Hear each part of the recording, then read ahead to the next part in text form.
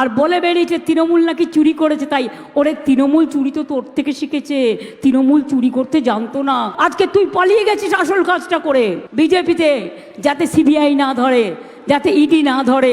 শুনলেন তো কি বলছেন মুখ্যমন্ত্রী? এটা গতকাল পূর্ব মেদিনীপুরের মহিষা দলের জনসভাতে মুখ্যমন্ত্রীর বক্তব্য।